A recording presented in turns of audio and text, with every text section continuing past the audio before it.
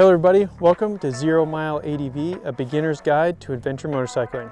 In today's video, I'm going to be responding to all of the great comments that I've gotten so far on my videos, so let's get into it. But first, the first thing we're going to do is we're doing a giveaway. I've got a pair of Climb Carlsbad pants in a size 34 regular, roughly a medium size, so if you're a medium sized person and you need a pair of pants, you can win these bad boys for free. How do you win? All you have to do is subscribe to the channel and comment below with a link to your other favorite YouTube motorcycle enthusiasts, other people that have great channels around motorcycling and the motorcycling culture. Sometimes I'm afraid the YouTube algorithm doesn't show us all the other great content that's out there, so I thought it'd be a great way to kind of crowdsource and figure out all the other great content that I should be watching and enjoying on my YouTube feed. And as a part of that, by sharing, you could win these. So all you have to do is once I hit 1,000 subscribers, I'm going to pick a comment from the comments over the next couple of videos, and I'll reach out and we'll get you these pants for free. So make sure to subscribe and leave a comment below.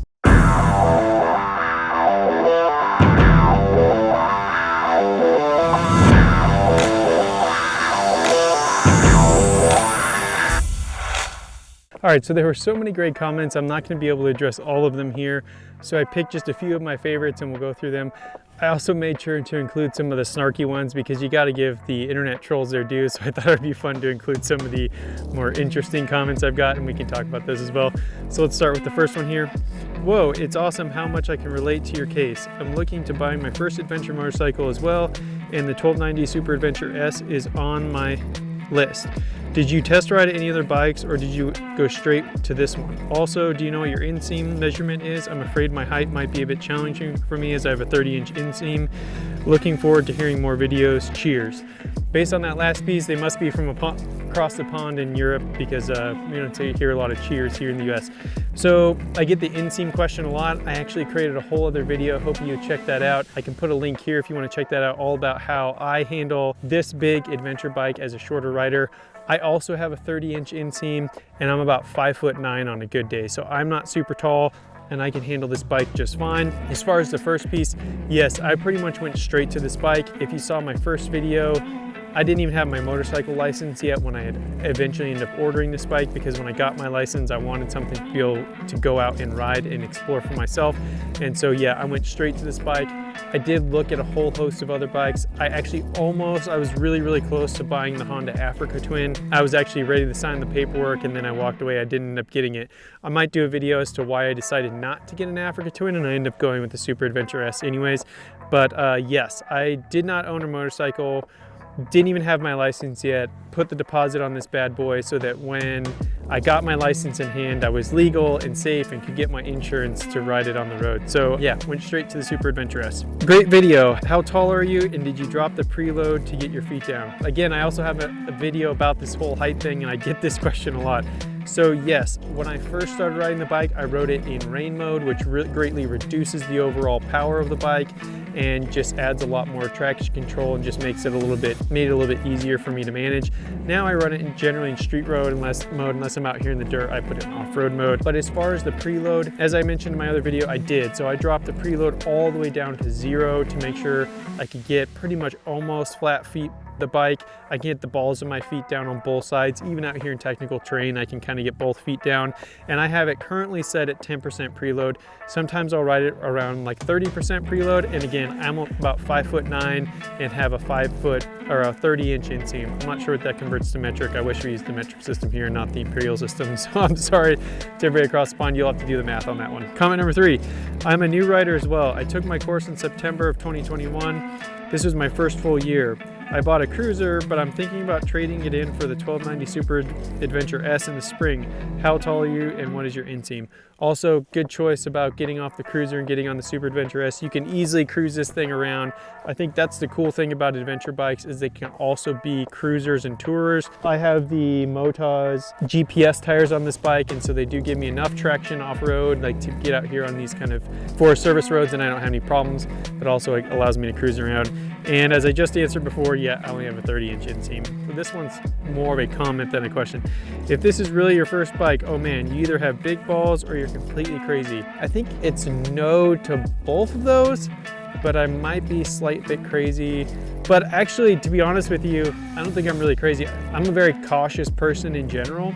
And so I think that's part of the reason why I was able to get such a big bike, just because knowing that like, I'm not really gonna push the bike that hard. I think even as I've gotten more comfortable with it, and I've just got over 2,000 miles, I haven't gotten too crazy with it. I do enjoy getting on the highway because I can really feel the power of the bike, you know, and that quick getting up to speed, especially out here on the western slope of Colorado, you know, getting up to 75, 80 miles an hour. It's pretty fun, but even on the highway, generally I'm keeping my distance and staying right around the speed limit. So I think that's part of the reason why I could get such a big bike for my first bike. So definitely no to the first one and potentially no to the second one there. And then number 5, congrats on the 1290 Super Adventure S. I just experienced what you're talking about.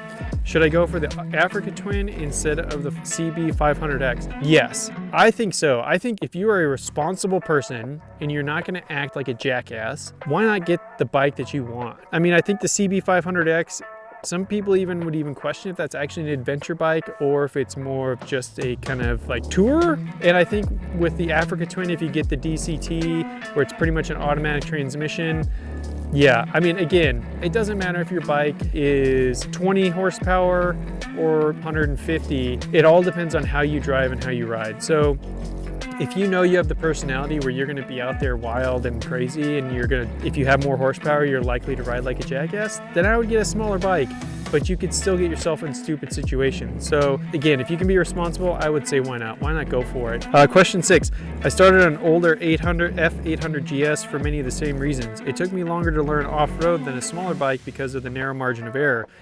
It used to be with the big bikes, the margin of error was small, but now with electronic aids, it will save you without getting in the way. I agree. That was another reason I went with the big bike, is that there's just so much technology packed in this bike. And honestly, most of my riding is on the road. Like if you saw, you know, why I chose to get the Super Adventure S as my very first motorcycle and why I decided to get an over 1,000cc bike for my first bike, these are some things I talked about before. But interesting enough, like the 800 GS, I think is 530 pounds. And this is like 525 pounds or something close, fully fueled. So they're almost the same weight, but you have more horsepower here. So it's like, why would you not get the more horsepower? I don't know. Especially if you live in places like where I do, where the speed limit's 80 miles an hour. Once I cross the Utah border, the speed limit's 80 miles an hour. So like if I want to cruise out to Moab, etc., I have to have the power to keep up and be safe. I've talked to a couple guys that have Royal Enfields that are small, you know, they're like 25 horsepower. They can barely keep up on the highway and they have it pinned the whole way. And that just doesn't sound fun for an hour and a half, right? If you want to do cool touring adventure ride. Number 7, good content in your first 2 videos. Thank you. I appreciate that. Congrats on the bike. I've had my 22 Super Adventure S since June. Question, why graphics are those? I think that should be, what graphics are those? You have all over the fairing, and did you put them on yourself? Really would like to get some. Thanks. Yeah, so these actually, these are from Scrubs Designs. This is the second set. The first set I went with more orange, and I thought it would be better because I'd be more visible and they would look cool. Same concept in that it has like the topo design, but I also didn't put them all on. So I purchased the entire kit, but then I only put them on selectively. So if you look on the bike, I only put them in the dark areas, the plastic black fairings there, instead of the whole bike. Like I left the tank badge one off, and I didn't put the ones on the top two, or, you know, like on the top of the gas tank and on up above on. I felt being more selective as to where I put them gave it more of a factory look without it being overkill. And I've gotten a lot of great comments. People really like it. Again, it was from a company called Scrubs Designs. Another thing I like about the stickers is they're pretty thick. So I felt if I laid the bike over, you know, it would have to get through kind of that 3M clear brining effect first before it got into the actual plastic fairing, so it could help protect the bike. On my mountain bikes, I've always put on the frame protector because you're always wrecking and dropping your bike on rocks or just trying to set your bike down, you know, scratch it up. So I was kind of going for the same concept while also kind of giving a unique look. So yeah, check them out, Scrubs Designs. They're not sponsoring my channel or anything, so if you buy them, doesn't matter to me. If you like them, you don't. I hope you like them. I liked them. Question number 8. This one is funny. This is one of the trolls. Too much of a bike. Bad idea. First bikes should not be more than 50 horsepower. So what happens if you get a 55 horsepower bike? Is that too much? What happens if you get a 50 horsepower bike and you still drive like an asshole through town and take a corner too sharp and wreck? I think in the MSF course, you know, that was one thing that I learned, that it's some astronomical amount of percentage of the accidents that happen on corners and intersections. And generally what happens? Well, you're trying to speed through the intersection or you're trying to speed through the corner. So again, I feel like if you are safe and responsible, I don't know, why not get the bigger bike? Take personal responsibility, regardless if you have the 50 horsepower. What if I got a 51 horsepower bike? Is that too much? Question number 9, 0 mile ADV. Did you consider the Super Adventure R? If so, what your decision to buy the Super Adventure S? Thanks again for the video.